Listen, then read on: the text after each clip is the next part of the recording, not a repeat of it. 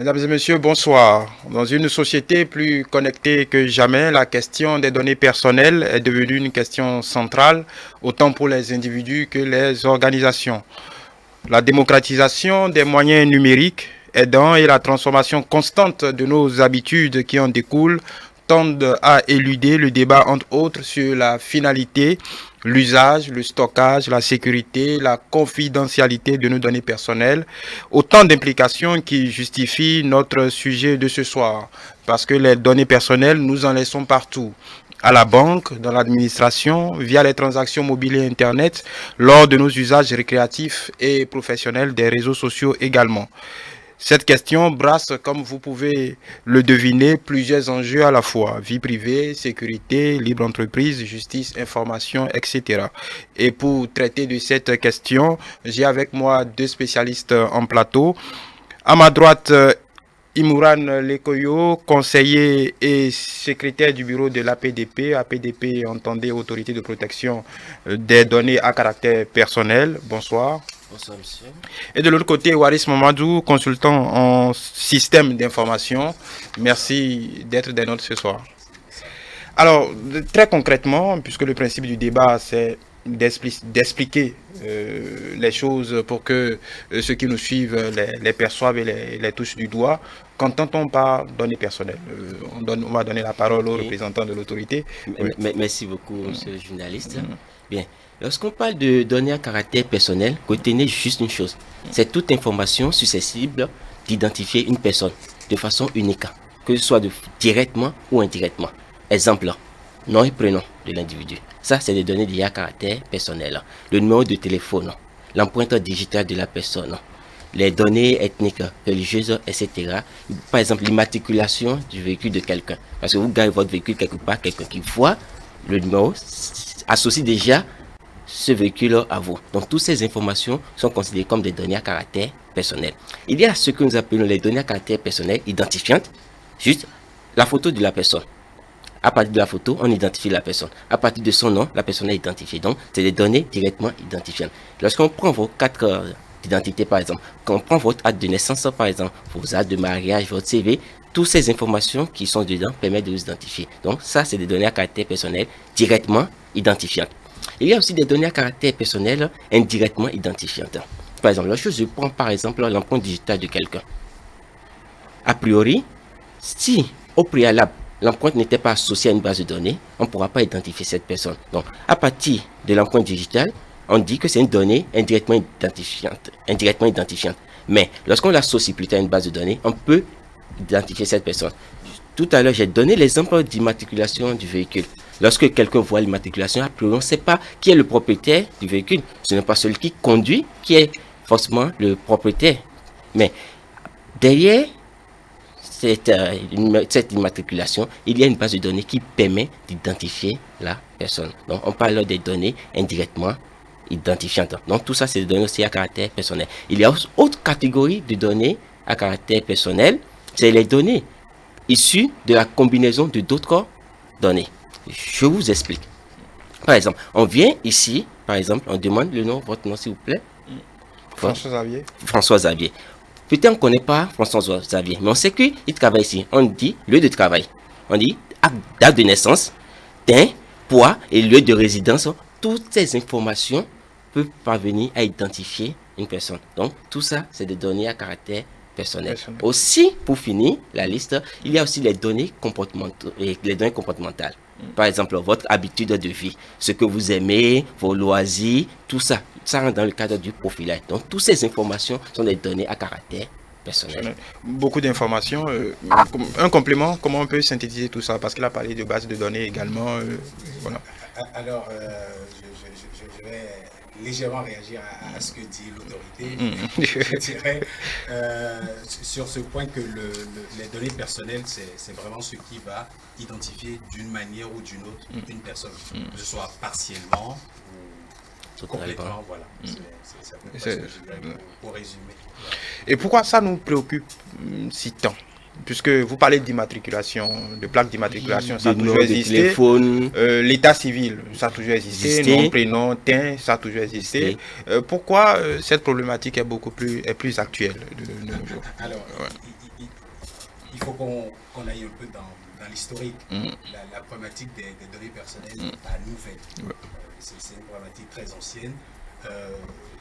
Avant la digitalisation, vous alliez dans une administration, par exemple, pour constituer un dossier, vous allez laisser votre fiche de paye, par exemple, votre état civil. Et donc, cette administration, elle a un peu obligation à protéger ces informations vis-à-vis des tiers qui n'y ont rien à faire. Vous imaginez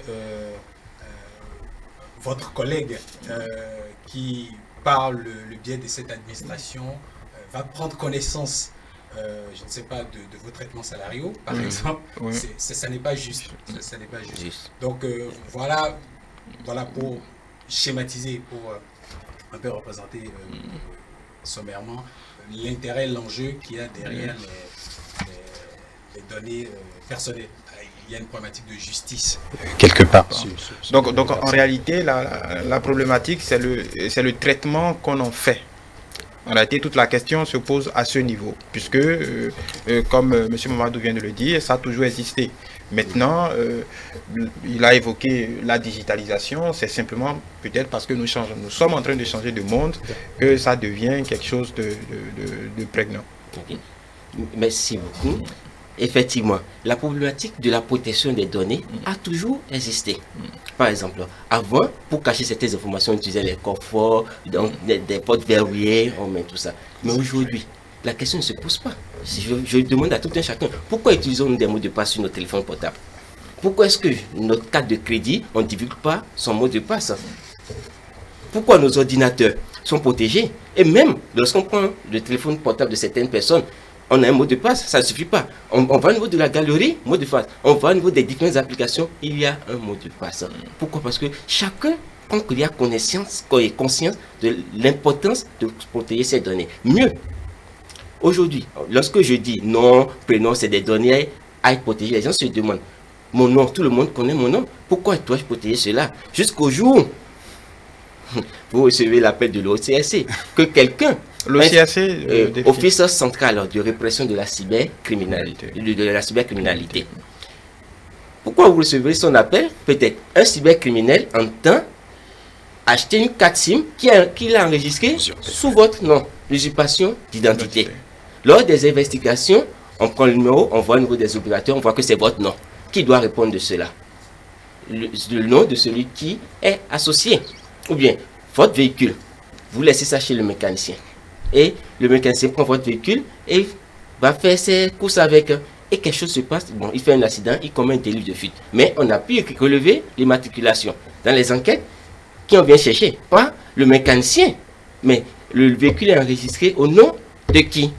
Et on vient vous chercher. Là, ce sont les problématiques. Autre chose, il y a le risque de chantage. Aujourd'hui, nos soeurs, nos frères et soeurs, les hommes politiques en ont été victimes. Les cybercriminels, qu'est-ce qu'ils font? Ils leur tendent des pièges et les mettent dans certaines conditions où on les filme lorsqu'ils se donnent à certains actes. Plus tard, on les menace. Lorsque vous ne payez pas, on va divulguer ces informations sur vous. Et qu'est-ce que cela fait plus tard? Ça impacte notre réputation. Nous, on va parler de e-réputation. Aujourd'hui, c'est la plateforme, les réseaux sociaux, Internet, c'est la plateforme des recruteurs. Lorsque vous déposez votre CV, ils vont tout de suite taper sur Internet.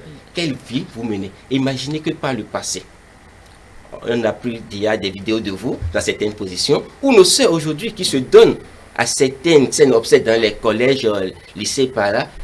Aujourd'hui, vous pouvez vous présenter à certains postes. On tape sur Internet, on voit ce que vous avez eu à faire par le passé. Donc, votre réputation est entachée. Certaines personnes ont été déjà victimes de cela. On a eu des plaintes au niveau de la PDP. On a eu des confessions où des gens ont été jusqu'à l'étape de recrutement. On tape, on voit que le dossier est recevable juste parce qu'ils ont eu à laisser des traces sur les réseaux sociaux qui impactent aujourd'hui leur profession, qui constitue pour aujourd'hui un handicap professionnel. Donc, oui, vous voyez l'importance de protéger ces données. Vous parliez des réseaux sociaux notamment. Donc, on est d'accord que la digitalisation la dématérialisation, aujourd'hui, on est dans une tendance de Dans dématérialisation l'ère, voilà, des numérique, services ouais. publics, on est Ouais. dans le Oui. numérique à plein. fait. On veut toujours beaucoup plus de connectivité, Ouais. On fait la chasse aux zones blanches un peu partout dans nos agglomérations. Vous avez donné l'exemple du nom de famille, vous avez donné l'exemple de la fiche de paye. Ouais. Qu'est-ce qui fait qu'un individu lambda serait plus enclin à défendre la confidentialité de sa fiche de paye, mais sur un réseau social, par exemple, divulguerait son âge, mettrait des photos, par exemple. Qu'est-ce qui explique un peu cette insouciance ou cette conscience? Alors, je pense que la réponse est un peu dans la question. Et c'est là l'enjeu de ce qui se passe aujourd'hui. Je pense qu'on ne prend pas conscience de l'importance de ce qu'on fait avec les médias sociaux. Sur Internet, je vais me prendre un exemple encore plus simple pour sortir un peu des médias sociaux. Aujourd'hui, dans nos pays subsahariens, il est très facile, à partir d'un numéro de téléphone, d'identifier une personne. Je connais votre numéro de téléphone, je ne vous connais ni d'Adam ni d'Ève, mais je peux simplement là connaître votre nom, prénom. Alors déjà, c'est très grave. Ça facilite déjà les problématiques d'usurpation d'identité, comme on disait tout à l'heure.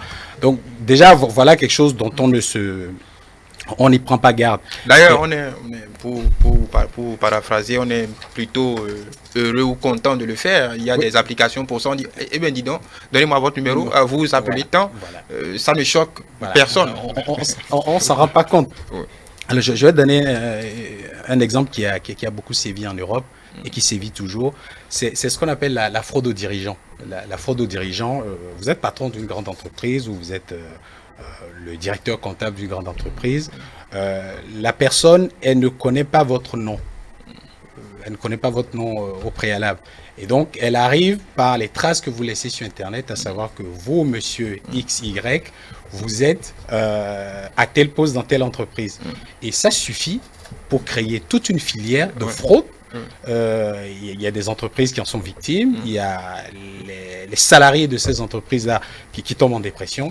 C'est quelque chose d'affreux. Même des membres du gouvernement. Ouais, voilà, mais même des hommes politiques. Donc voilà, on n'y prend pas garde et c'est quelque chose il faut qu'on soit vigilant.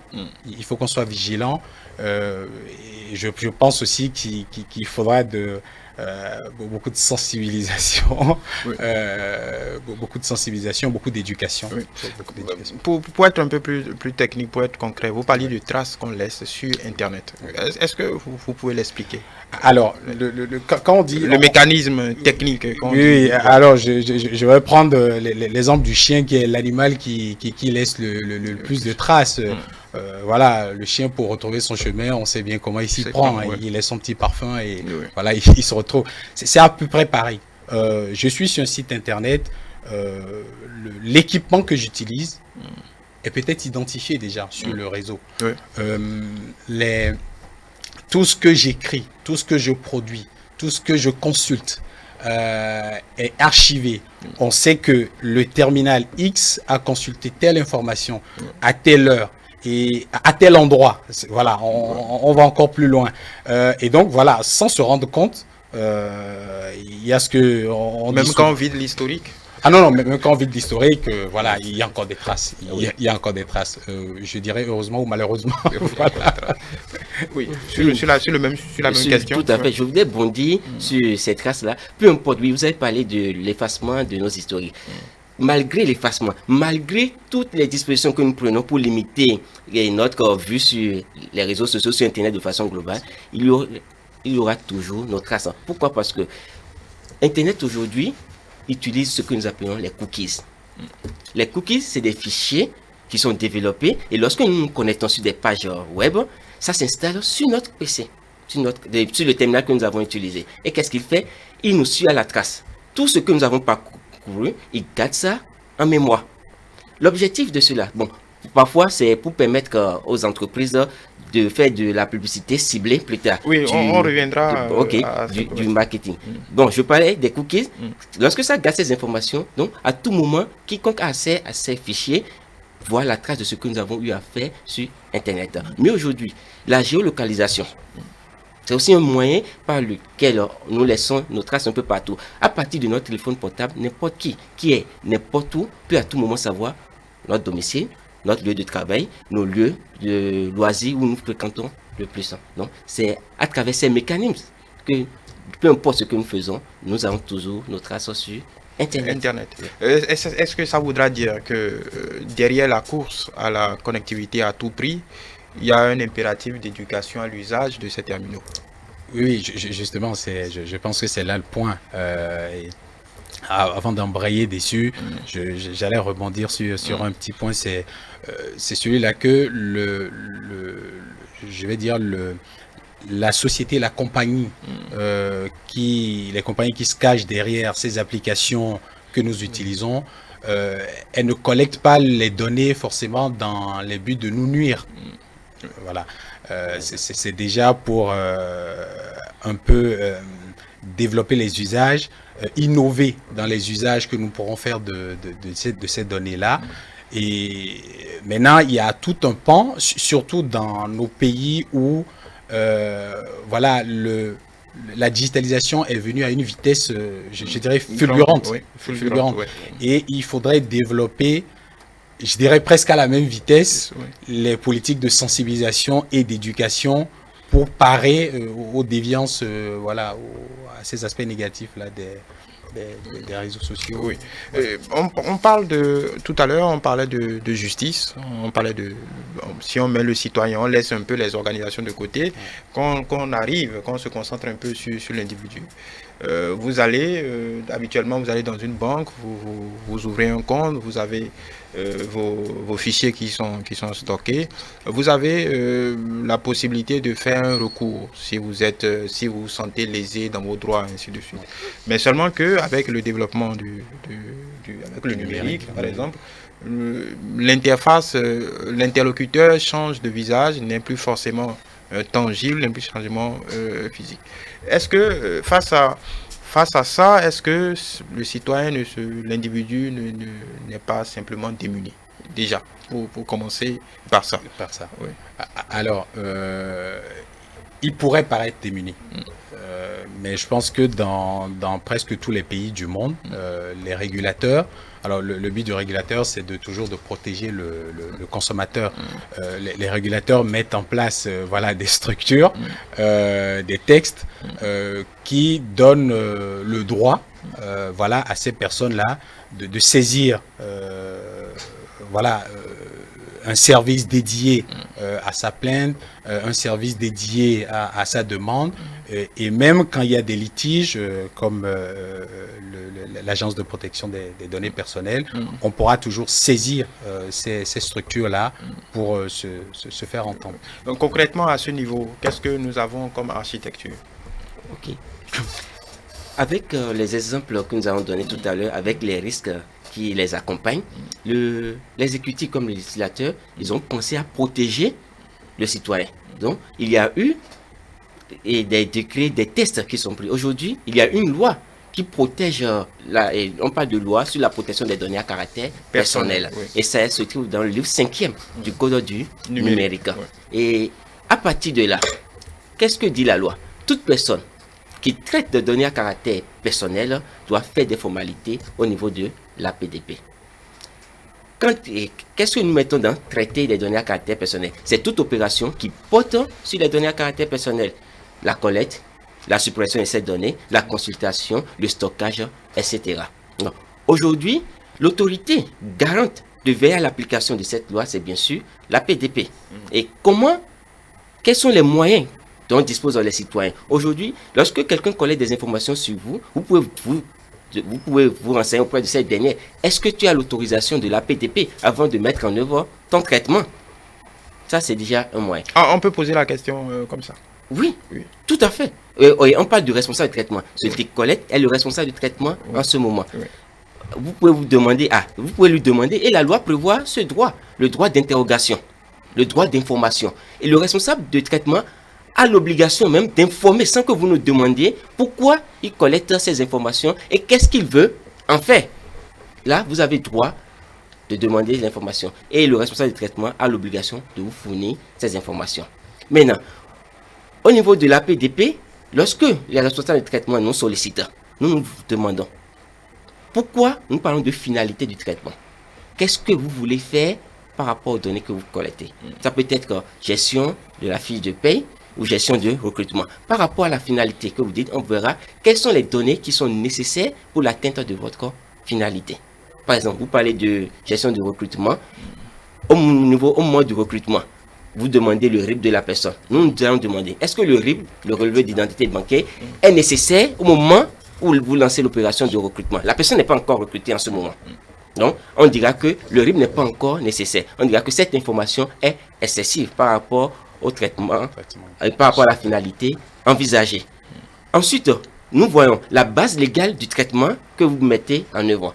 Qu'est-ce qui vous permet de faire ce traitement? Est-ce qu'il y a une loi? Est-ce qu'il y a un décret? Et qu'est-ce que la loi prévoit?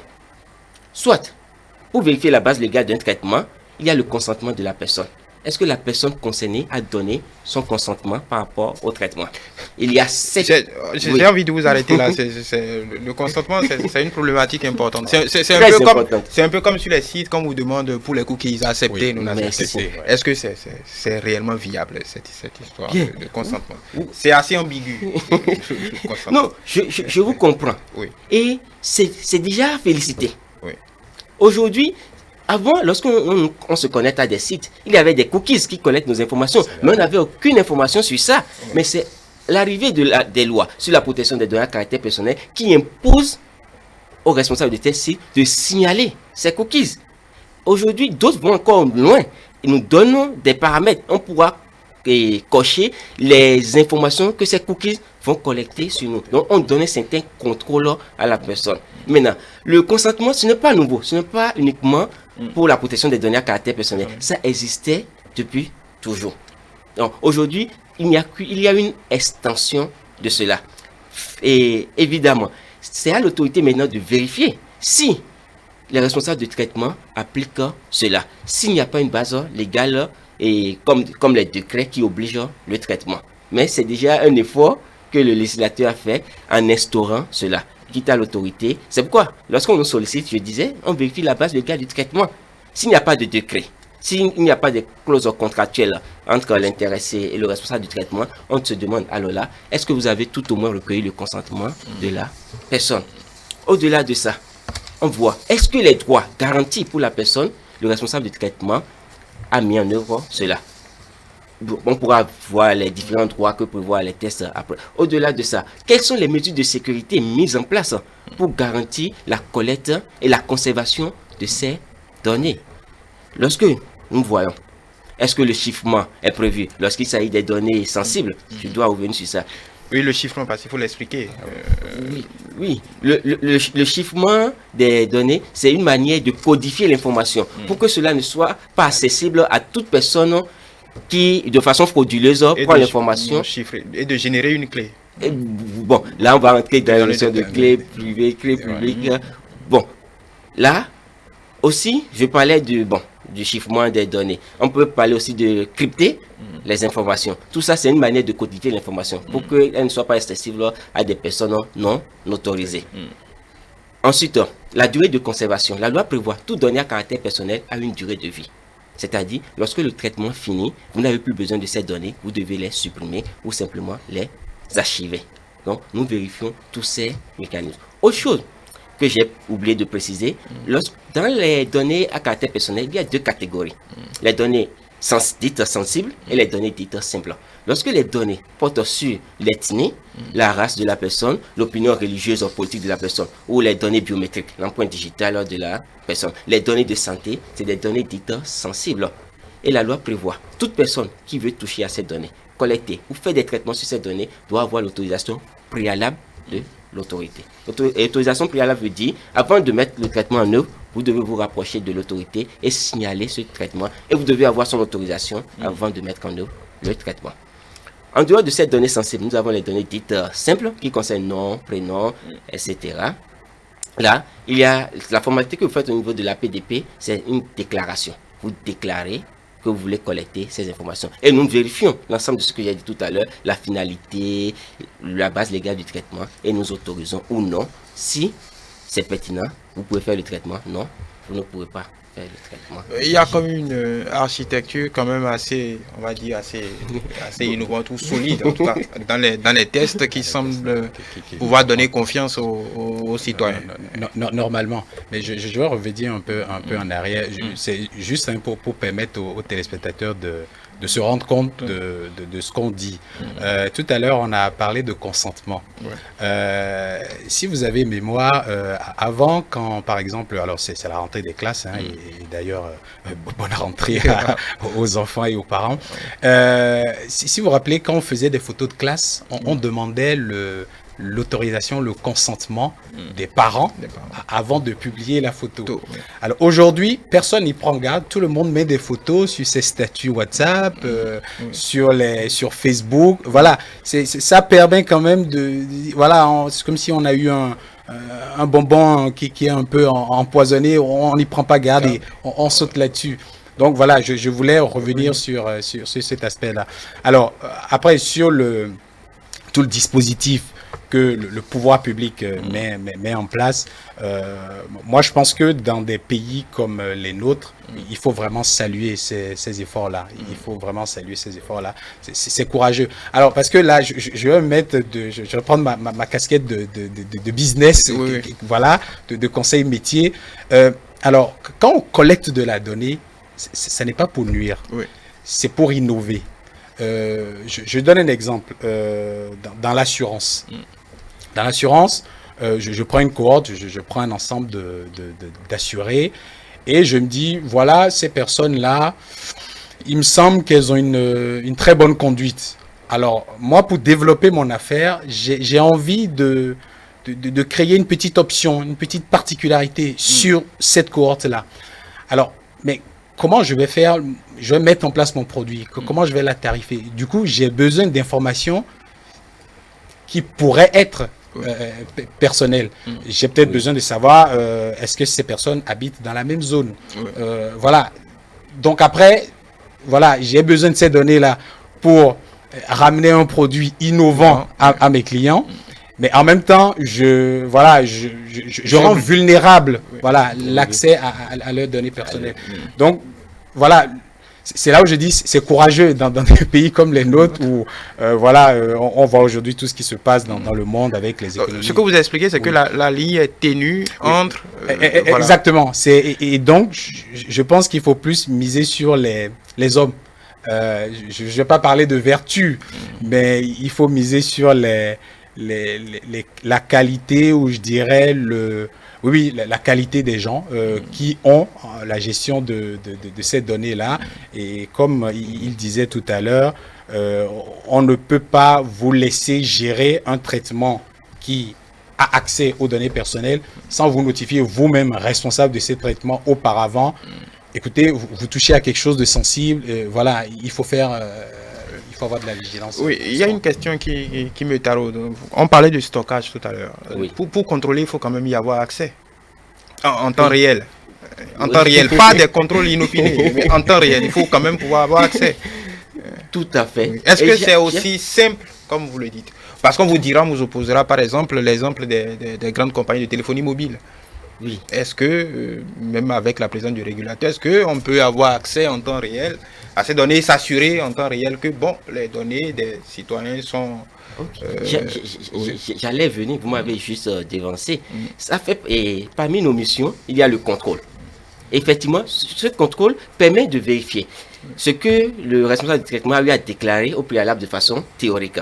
On nous aura confronté sur le terrain si les mesures de sécurité dites mises en place sont réelles dans la pratique que ce qu'il y a sur le papier. Maintenant, vous dites effectivement, pour un meilleur contrôle, il faut un suivi des données en temps réel.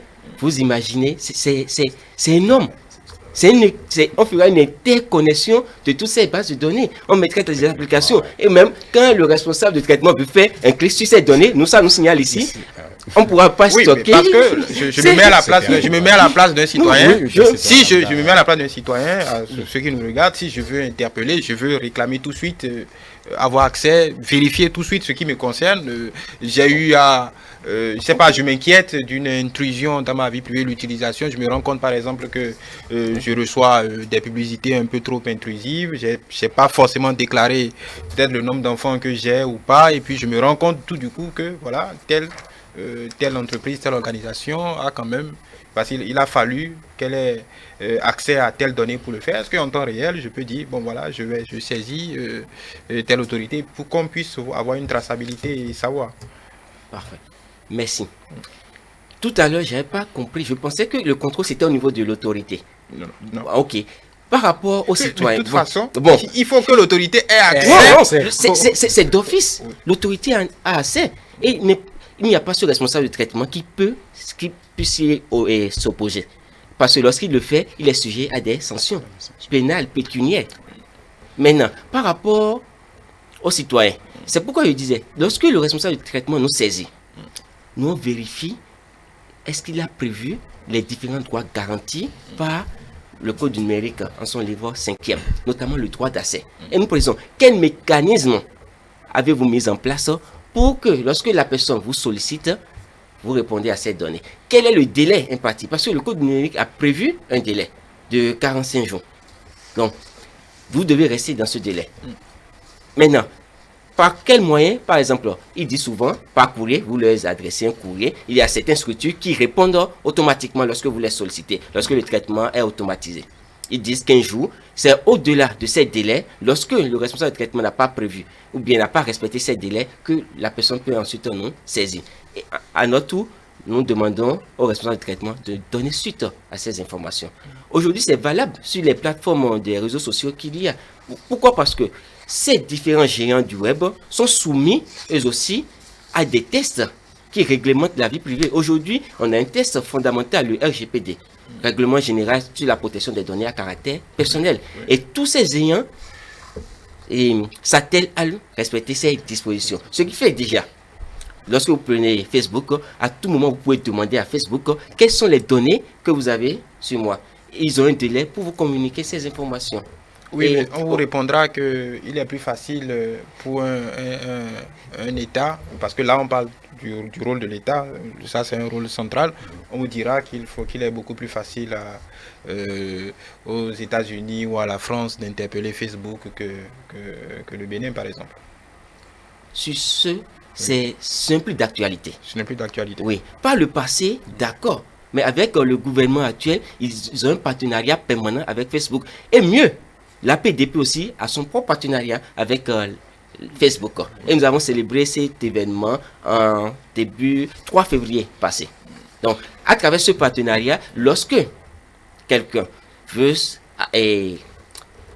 demander à Facebook de lui communiquer ces données, de supprimer certaines informations la concernant, et n'arrive pas à le faire de son côté, peut passer par la PDP qui va lui faciliter qui va lui faciliter l'atteinte de ses objectifs. Oui, on va revenir à un niveau plus basique. On est un jour, vous l'avez rappelé, on est un jour de rentrée, ainsi de suite. Et puis, si on regarde l'utilisation beaucoup plus récréative, on va dire, des réseaux sociaux, on peut s'entendre tous que c'est la couche juvénile qui en use le plus.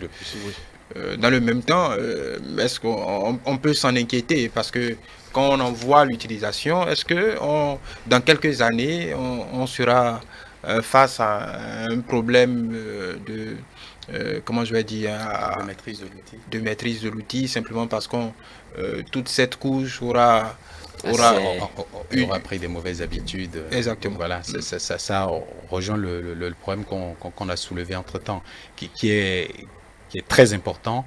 Je remarque que dans les programmes scolaires aujourd'hui, il y a quand même des cours d'informatique qui sont prévus. Voilà, j'ai une autorité en face. Ça aurait été bien, par exemple, si ces cours d'informatique étaient aussi accompagnés de sensibilisation. Parce que dans la sphère scolaire, les effets sont parfois plus pervers. avec le harcèlement. Voilà, c'est dramatique.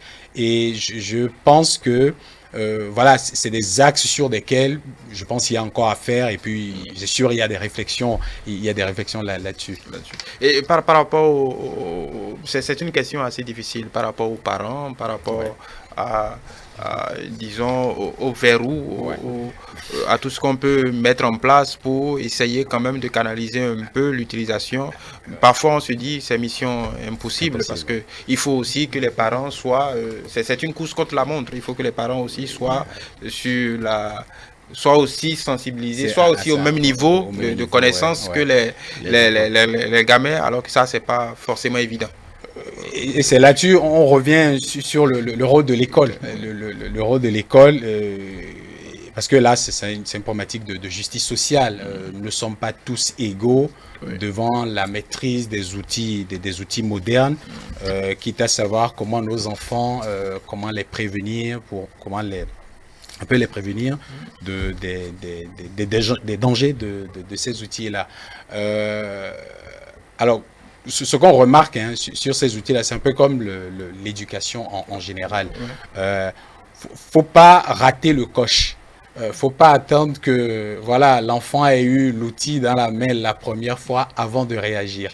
Voilà, parce que souvent c'est comme la règle basique de toute éducation. Et c'est là où j'aime bien cette interpellation. Voilà, et les parents qui ne s'y connaissent pas. Voilà. Donc là, je pense que l'école a un rôle à jouer pour les citoyens numériques de demain. L'autre enjeu, et c'est d'actualité, des pays comme le nôtre font du numérique un objectif de développement, un créneau vital pour la création de valeur ajoutée. Donc on se dit intuitivement que les données personnelles sont pour les entreprises. Là on va du côté des organisations, une mine d'or à exploiter à tout va. Aujourd'hui, on va vers la digitalisation des services médicaux. Il y a beaucoup de données. On ne s'en rend pas toujours compte, mais il y a des startups qui capitalisent là-dessus dans un calme assez... La valeur marchande des données. Oui. De ce côté-là, qu'est-ce qui est en jeu réellement? Alors, ce qui est en jeu, moi je dirais déjà la donnée sera un peu comme le pétrole de ce qui vient prochainement. Aujourd'hui, on parle de big data, par exemple. Vous imaginez avec le développement des puissances des machines qu'on a à disposition, on se permet de croiser je dirais pas une foulitude de données, toujours dans le but d'apporter quand même des services. Après, voilà, on peut se dire, est-ce que ce service, il est pertinent pour telle personne? Voilà, on va pas rentrer dans ce débat-là. Mais voilà, c'est pour apporter des services. Et ce que vous dites est très important, vu tout ce qui va arriver, tout le développement. Alors, encore aujourd'hui, je lisais un article où on parlait de digitalisation de la filière ananas, par exemple. Voilà, on s'en rend pas compte. Mais vous imaginez tout ce qu'on pourra collecter comme données sur nos agriculteurs, par exemple. Ah tiens, il est propriétaire de telle superficie. Ça n'a l'air de rien. Est-ce qu'en temps normal, il irait lui-même crier sur tous les toits je suis propriétaire de 100 hectares ou de 20 hectares? Je ne pense pas. Mais voilà, donc, voilà, c'est des problématiques qui vont rentrer encore plus profondément dans nos mœurs, dans nos comportements. Et je pense que l'éducation, la sensibilisation de toutes les couches, voilà, c'est super important. Pour l'économie? Oui, merci. Avant de continuer, je voudrais revenir sur la question de l'éducation numérique de nos enfants, de nos frères, et de tout le monde d'ailleurs. Surtout, la couche juvénile aujourd'hui a beaucoup plus accès à l'Internet, aux technologies. Le plus important, c'est la sensibilisation. D'abord, de nous, parents, de nos aînés, et après, la transmission de certaines informations que nous avons reçues à nos sœurs. Comment se comporter sur Internet. Et la PDP fait beaucoup de sensibilisation. Et n'eût été le coronavirus, chaque année, on allait dans différents collèges pour sensibiliser les élèves, les étudiants par rapport à l'usage qu'il faut de la technologie des réseaux sociaux ou de l'Internet de façon globale. Et mieux, aujourd'hui, bon, les parents instruits peuvent déjà utiliser les applications de contrôle parental. Installer ces applications sur le téléphone de leurs enfants permet de limiter leur accès à différents sites. Les parents choisissent quel site l'enfant doit parcourir, peuvent même contrôler l'heure de connexion de leurs enfants. Un peu comme, je ne fais pas de publicité pour Canal+, mais aujourd'hui, Canal+ nous donne des codes de contrôle parental qui permettent de limiter les films que les enfants doivent regarder et l'heure, par exemple. Maintenant, revenons à votre question sur l'économie. Aujourd'hui, comme monsieur l'a dit, les données, c'est le pétrole de l'économie numérique aujourd'hui. Sans ça, c'est sur les données on doit se baser pour tout faire. Pour savoir de quoi la population a besoin. Pour faire des analyses, c'est sur les données. Mieux, on parle aujourd'hui de la valeur marchande des données. Et pour mieux représenter l'aspect économique de ces données, lorsque vous prenez les structures de marketing, c'est à partir des données qui font des publicités. Aujourd'hui, Facebook ne prend rien chez nous pour nous connecter à sa plateforme. C'est gratuit. Mais vous voyez les milliards que Facebook génère à partir de quoi? De la publicité. Donc, souvent on dit que quand un service est gratuit, c'est que c'est vous qui êtes le produit. Effectivement. Mais bon, même si c'est payant, mais parfois on utilise des applications payantes, pourtant ils collectent des informations sur nous. Et vous voyez, la valeur marchande de ces données se voit aussi. Certaines personnes, comme vous l'avez dit, ont la liberté de publier des informations sur leur vie privée, sur les réseaux sociaux. Ça leur rapporte beaucoup. Donc, chacun n'a qu'à savoir, le plus important, chacun n'a qu'à prendre conscience de ces données. Est-ce qu'il est prêt à laisser ces données sur Facebook? Est-ce qu'il est prêt à les conserver? Ça revient à l'individu de décider de ce qu'il veut faire de ces données. Le plus important, c'est de comprendre les enjeux et l'intérêt qu'il a à publier ou non ces informations. Oui, là, on ne peut pas ne pas mettre en parallèle l'individu et les organisations. Entre ce rouleau compresseur qui se déploie sans crier gare, on se dit que l'individu, le citoyen, malgré le rôle de l'État, est quelque peu démuni, parce que les exemples en sont foisons en Europe, dans les pays développés en tout cas, les exemples sont foisons. En réalité, est-ce que l'individu n'est pas complètement, même si c'est un droit. Il n'a pas perdu la guerre. Il n'a pas perdu la guerre avant même d'avoir mené bataille. Non, je pense pas. Parce que si l'individu a perdu la bataille, je pense que les dégâts, ça serait pas du... Alors, il faut après comparer les échelles. Il faut faire des comparaisons d'échelles. Moi, je ne me comparais pas ma petite vie à la vie de Facebook, par exemple, ou à la vie des GAFA en général. Non. Entre les individus, face à l'utilisation des médias sociaux, est-ce qu'il y a une justice? Est-ce qu'il y a une équité? Je pense qu'il faut qu'on regarde sous cet angle-là. On ne pourra pas seul, évidemment, aller mener la guerre à de grosses multinationales. Mais est-ce que entre les individus, est-ce qu'il y a une équité? Est-ce que entre les entreprises, dans l'utilisation des données personnelles, il y a un système qui équilibre le jeu? Non, même les GAFA, on les laisse là où ils sont. Hein. Je parle de tous les trucs comme start-up. Oui, voilà. Donc, justement, c'est de ça que je parlais. Est-ce que toutes les start-up, vis-à-vis de l'accès aux données personnelles, est-ce qu'il y a les mêmes règles du jeu? Voilà. Et je pense que c'est ce qui est important, et je pense que c'est l'esprit des dispositions de régulation qui sont votées. Après, voilà, il faut une éducation. Il faut une éducation, sinon, sans éducation, c'est là où la bataille, elle est perdue sans avoir commencé. Nous allons embrancher sur la dernière partie de ce débat. C'est un concept important qui me tient à cœur, c'est le droit à l'oubli. Parce que on parlait de tous ces gamins et gamines aujourd'hui qui ont, on va dire, un passif sur Internet. Je pense que dans le dispositif législatif, il y a cette liberté, ce mécanisme pour pouvoir essayer de se refaire une visibilité sur ces plateformes, ces systèmes d'information. Comment ça se passe très concrètement? Est-ce que déjà c'est possible? Est-ce que ce que je dis est pertinent? Est-ce que ça, sous nos cieux, aujourd'hui, on peut se refaire une visibilité sur Internet? On a des moyens légaux. Merci. Le mot virginité me paraît trop poussé parce que on peut limiter, oui, mais pas faire une virginité. Parce que, avant d'entrer dans le vif du sujet, même si les géants du web, ou bien même si je mets une plateforme en place et vous me demandez de supprimer certaines informations, je peux supprimer. Mais si en temps, quelqu'un avait déjà téléchargé l'information dans son portable, je ne pourrais pas aller supprimer jusqu'à ce niveau. Et parlant des mécanismes, vous pouvez aller chaque fois que le citoyen est démuni. C'est vrai, ça peut paraître ainsi. Mais n'oublions pas l'effort des dirigeants d'accompagner, de plus rassurer l'utilisateur. Pourquoi? Parce que avant on parlait de la loi 2009-09 du 22 mai 2009 sur la protection des données à caractère personnel qui avait fixé un certain nombre de droits aux personnes concernées par les traitements. Mais aujourd'hui, avec le code du numérique en son livre 5e, ces droits ont été renforcés. Avant, on avait le droit d'accès.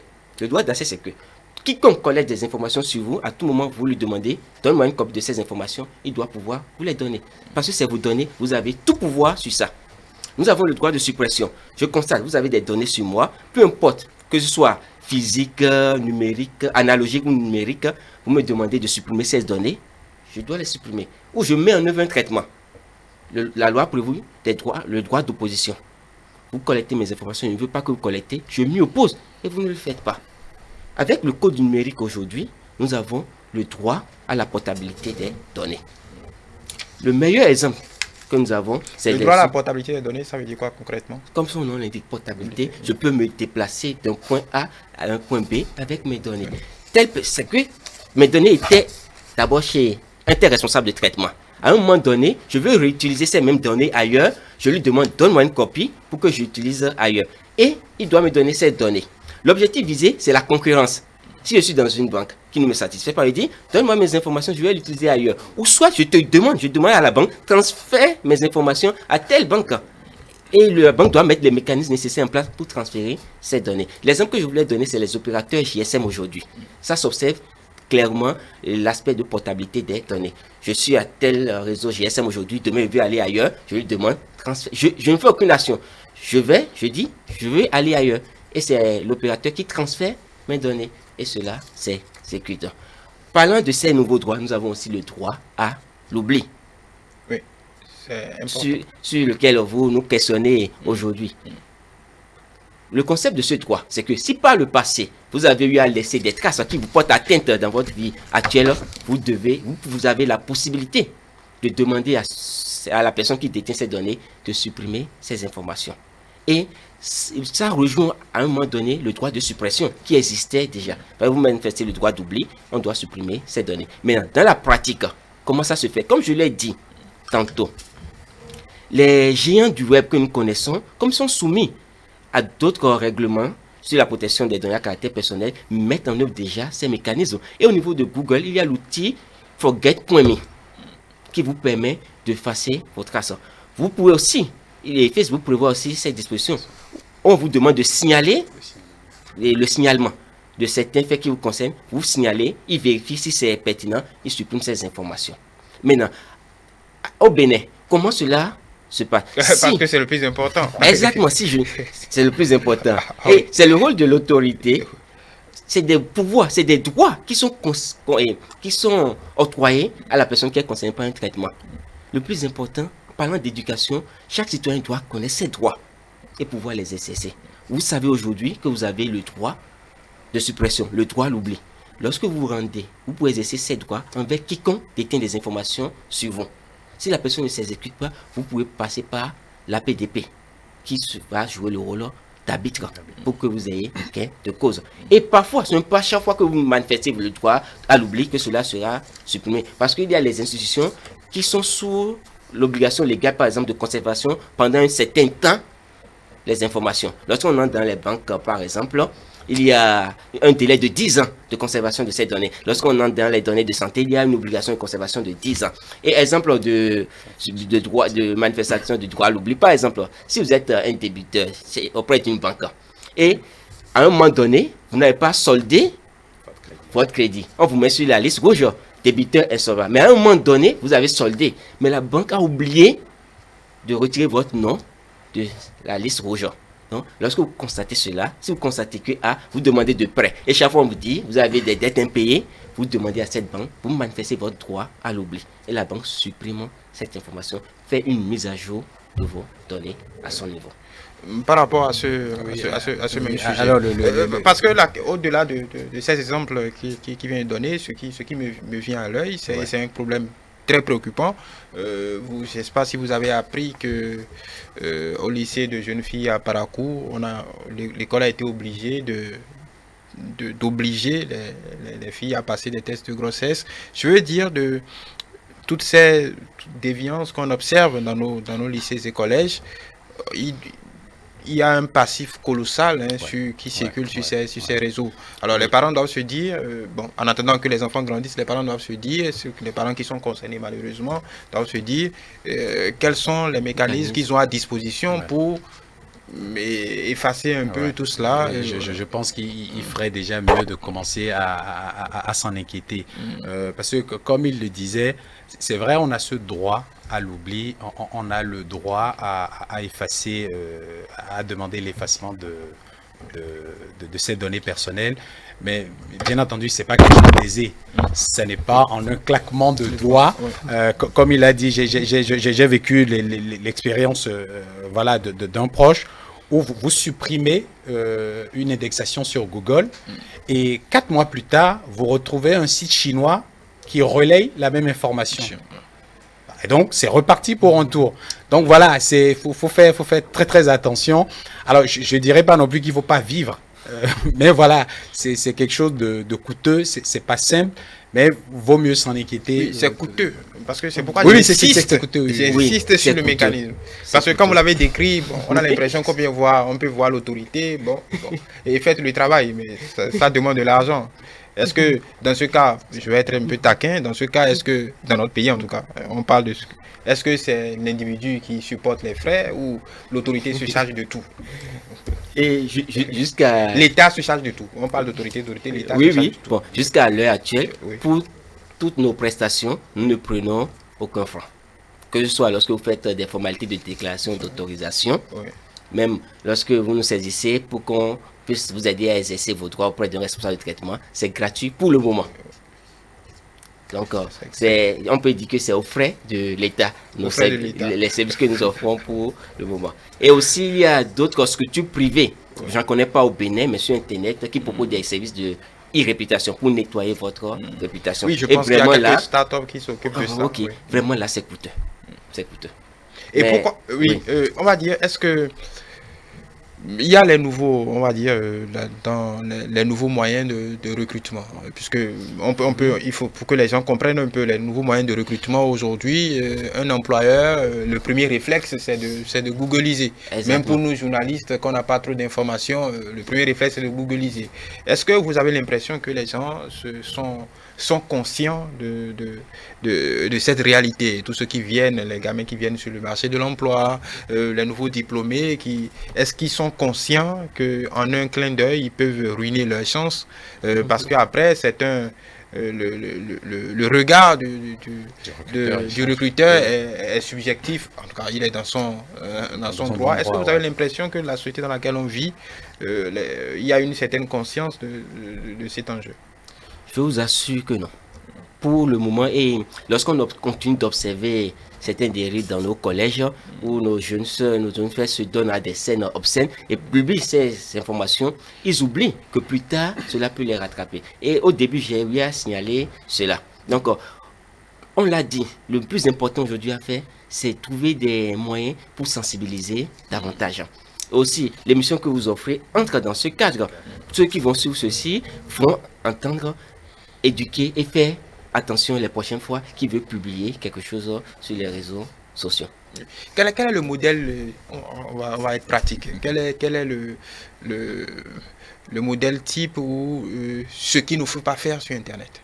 La question peut être un peu compliquée à répondre. Qu'est-ce qu'il ne faut surtout pas faire sur les systèmes d'information en général et sur Internet, parce que c'est ce qui nous...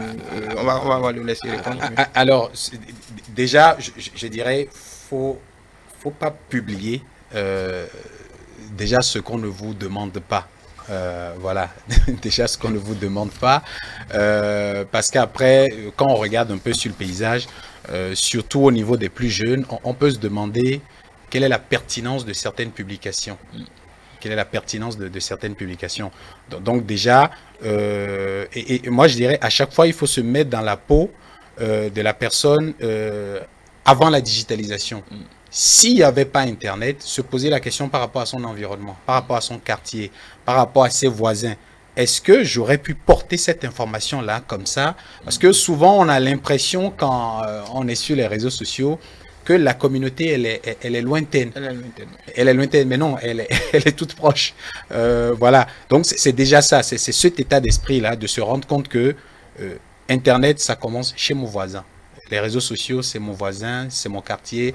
Voilà. Donc déjà ça, bon, l'être humain, il est quand même doté de facultés d'autoprotection. Oui, justement, parce qu'on parle de protection des données personnelles, un droit, certes, mais c'est d'abord, avant tout, une affaire de responsabilité individuelle.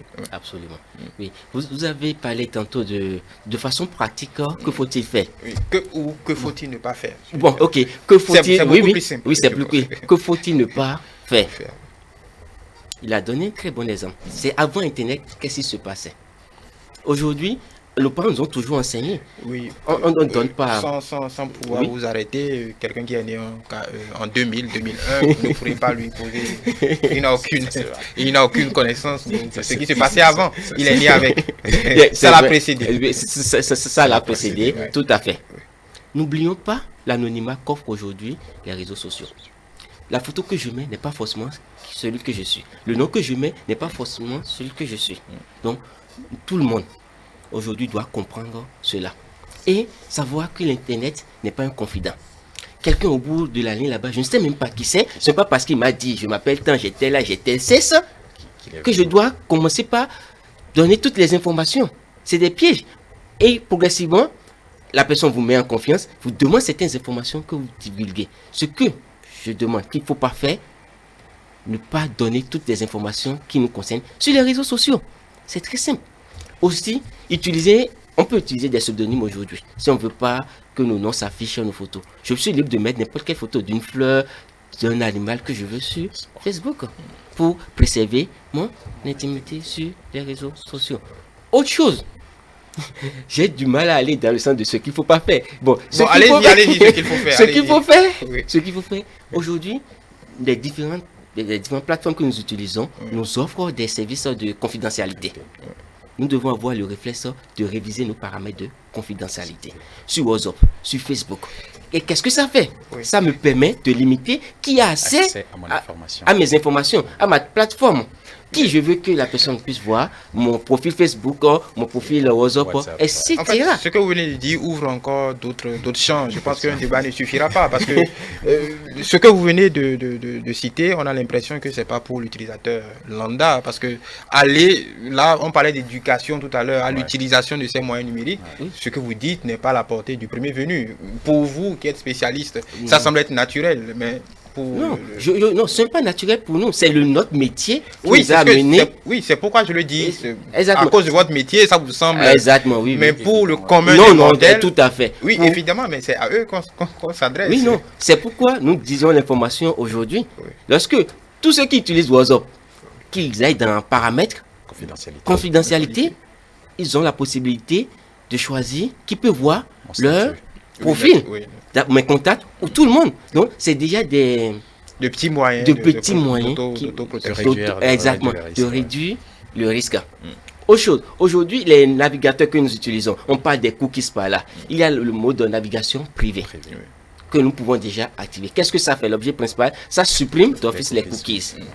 Cela ne nous rend pas invisibles sur Internet, mais les différents cookies qui s'y greffent sont supprimés. Au cas où j'oublie d'activer la navigation privée, si je finis de faire mes recherches, je peux aller vider l'historique.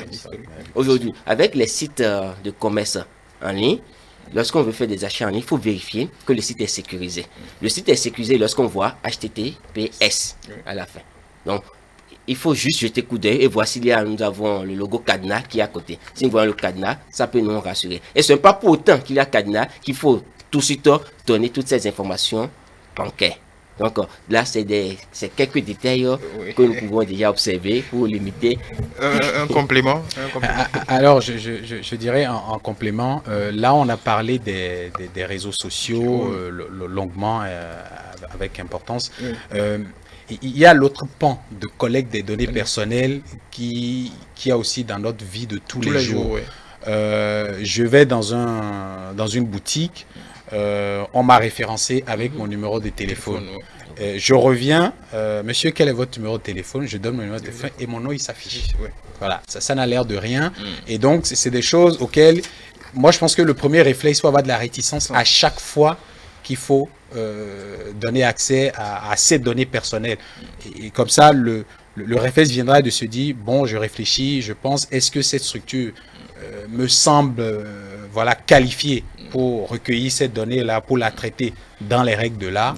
Voilà. Bon, ça semble être un défi permanent. Alors, c'est un défi permanent, c'est ça le mot. C'est permanent, c'est de tout le temps. Ouais. Alors, un dernier mot, parce qu'on a épuisé, ça passe vite, on a épuisé l'heure du débat.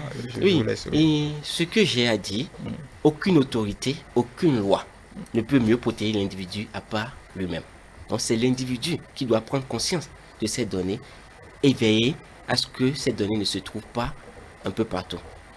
Prendre conscience à chaque instant, il veut donner ces données, demander l'utilité ou bien qu'est-ce que cette donnée va servir. Est-ce que c'est pertinent de donner cela ou pas? Je vais dans un supermarché, on me demande mon numéro de téléphone. Est-ce que je demande pourquoi? Oui, si c'est pour bénéficier de la carte de fidélité ou bien des réductions. C'est souvent ça. Oui, je suis libre. Si je veux ce service, alors là, je donne. Si je ne veux pas, je le retire. Si on me demande les dates de naissance, bon, pour me souhaiter ça fait plaisir. Mais je dois comprendre pourquoi on demande l'information. Et je dis oui, vous prenez ou vous ne prenez pas. Parce que lorsque vous voyez, toutes ces données, c'est l'utilisateur qui est au centre. C'est à un moment donné, ces données lui ont échappé. Donc, chaque individu doit prendre conscience de ces données.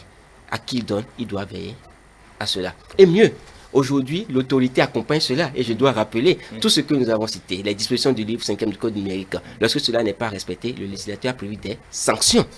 Et là, oui, on a oublié. J'ai pas oublié. Est-ce que c'est déjà arrivé?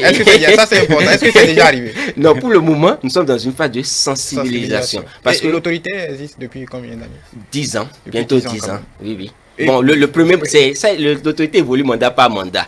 Il y a un premier mandat de 5 ans et c'est la deuxième mandature qui est là, qui tend vers sa fin. Vous êtes toujours dans la sensibilisation. Bon, au premier mandat, c'était l'installation de l'autorité.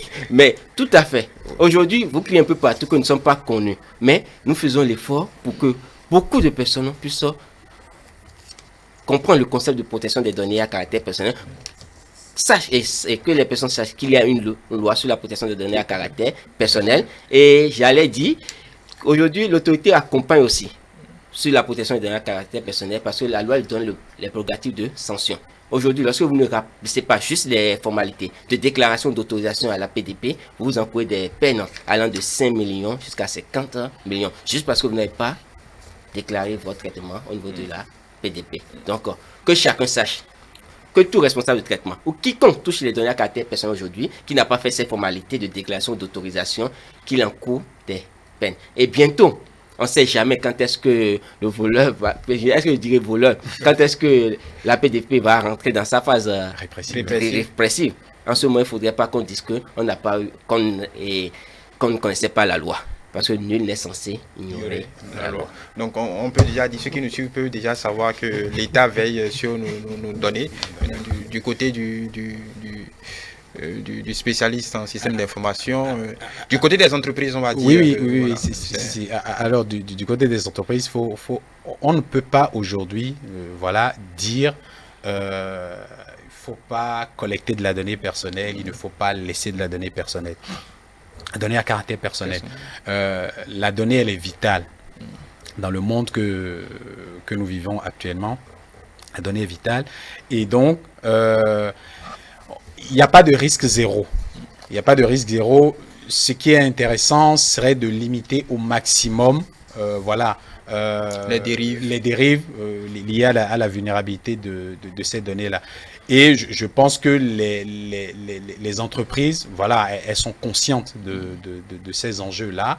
Elles sont conscientes parce que derrière, il y a des sanctions. Il y a des sanctions. Mais il y a des profits également. Oui, c'est l'enjeu de la data. Ouais, il y a des profits. Voilà, bon, l'émission, voilà, on est dans un schéma un peu court, sinon, voilà, on aurait pu aller, voilà, pour bien montrer, voilà, les enjeux derrière le. Alors, c'est d'informatique de santé, voilà, aujourd'hui, on fait de la médecine personnalisée avec des données de santé. Ça va très loin. Ça va très, très loin. Et donc, voilà, les entreprises, elles créent de la valeur aux citoyens, aux usagers de faire attention par rapport à toutes les règles qui sont énoncées, et voilà, on sera dans un monde moins vulnérable. Moins vulnérable. Voilà qui clôt ce débat. Merci Waris Mamadou. Je rappelle que vous êtes consultant en système d'information.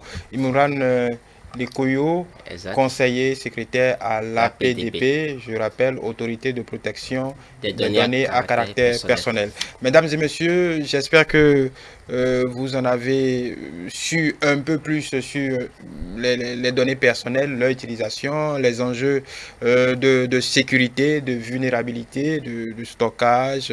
Nous avons essayé ce soir de toucher un peu du doigt cette réalité-là qui est celle de notre temps. Nous sommes dans une accélération du processus de numérisation, de dématérialisation des services publics.